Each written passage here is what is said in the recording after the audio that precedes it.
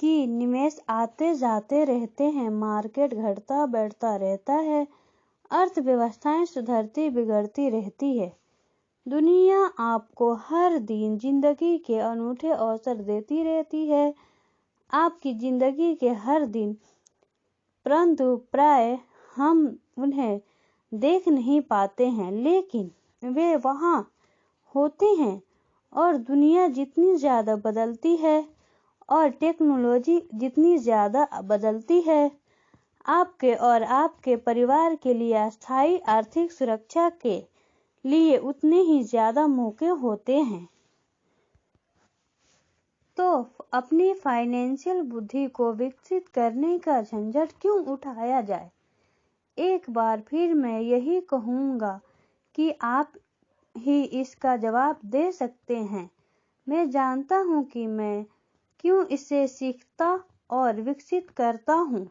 मैं ऐसा इसलिए करता हूँ क्योंकि मुझे पता है कि परिवर्तन हो रहे हैं और होने वाले हैं। मैं परिवर्तनों का स्वागत करना चाहता हूँ और अतीत से चिपके नहीं रहना चाहता हूँ। मैं जानता हूँ कि मार्केट में ज्वार आएगा और मार्केट में भाटा भी आएगा। मैं लगातार अपनी फाइनेंशियल बुद्धि को विकसित करना चाहता हूँ क्योंकि मार्केट में हर परिवर्तन पर कुछ लोग अपनी नौकरियों के लिए अपने घुटने टेक कर भीख मांगेंगे। इसी समय कई दूसरे लोग जिंदगी द्वारा दिए गए नींबुओं को लेकर उन्हें करोड़ों में बदल लेंगे।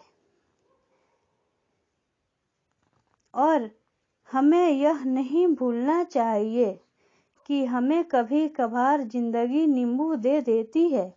यही फाइनेंशियल बुद्धि है। मुझसे अक्सर पूछा जाता है कि मैंने नींबुओं को किस तरह करोड़ों में बदला है। व्यक्तिगत रूप से मैं व्यक्तिगत निवेशों के कई और उदाहरण देने में झिझकता हूँ।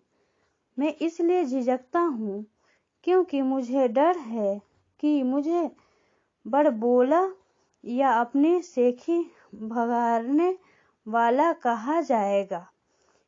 यह मेरा इरादा नहीं है। मैं सिर्फ इसलिए उदाहरण देता हूँ ताकि उसके अंकों और समयावधि से सच्ची और आसान घटनाओं को बताया जा सके। मैं उदाहरण इसलिए देता हूँ ताकि आपको यह बता सकूं कि यह आसान है, यह ज़्यादा आसान है अगर आप फाइनेंशियल बुद्धि के 4 स्तंभों के जानकार हैं। व्यक्तिगत रूप से मैं फाइनेंशियल बुद्धि के लिए 2 मुख्य साधनों का इस्तेमाल करता हूँ, रियल एस्टेट और छोटे स्टॉक्स। मैं रियल एस्टेट को अपनी नींव की तरह इस्तेमाल करता हूँ। हर दिन मेरी प्रॉपर्टीज कैश फ्लो प्रदान करती है और उनका मूल्य बढ़ता जाता है। छोटी पूंजी के स्टॉक्स को तेज बढ़ोतरी के लिए इस्तेमाल किया जाता है। मैं अपने द्वारा की गई हर चीज की अनुशंसा नहीं करता। उदाहरण केवल उदाहरण ही है। अगर अवसर बहुत जटिल है और मैं निवेश को नहीं समझ पाता हूँ तो मैं निवेश नहीं करता हूँ। पैसे के बारे में निर्णय लेने में हमें केवल साधारण गणित और कॉमन सेंस की जरूरत होती है। उदाहरणों का प्रयोग निम्न 5 कारणों से किया जाता है। पहला, लोगों को ज्यादा सीखने के लिए प्रेरित करने के लिए।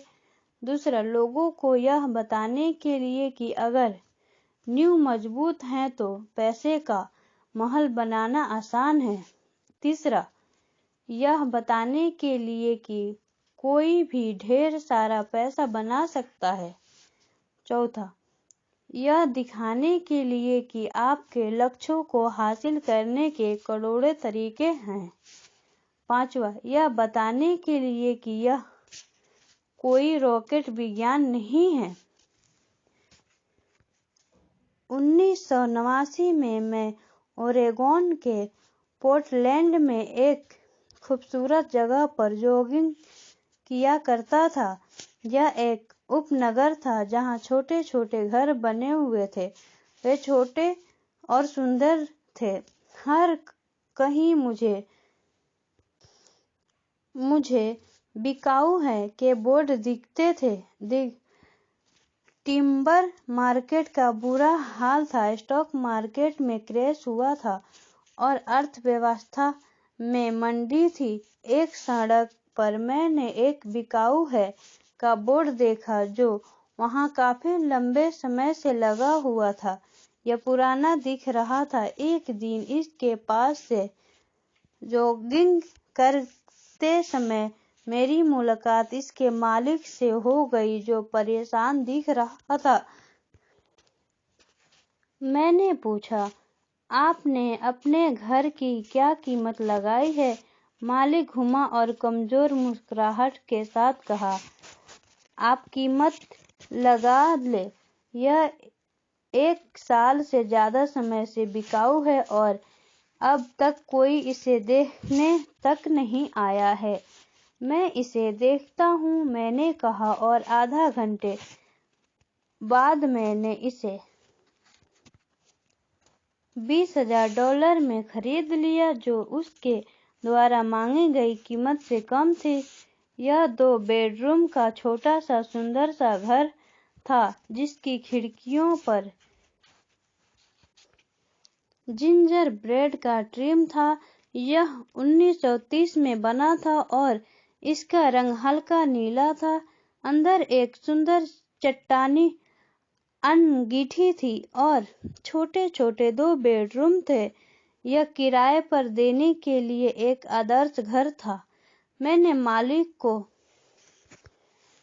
$45,000 के घर के लिए $5,000 नकद दिए, जिसकी असली कीमत $65,000 होगी। परंतु दिक्कत सिर्फ इतनी थी कि इसे कोई खरीदना नहीं चाहता था। मालिक ने 1 हफ्ते में इसे खाली कर दिया और वह इससे पीछा छुड़ाकर खुश हुआ। मेरा पहला किराएदार वहां आ गया जो एक स्थानीय कॉलेज में प्रोफेसर था। मॉर्टगेज खर्च और मैनेजमेंट फीस चुकाने के बाद हर महीने के आखिर में मेरी जेब में $40 आते थे, जो बहुत बड़ी रकम नहीं थी। 1 साल बाद ओरेगोन का रियल एस्टेट बाजार मंदी से उभर आया और बढ़ने लगा।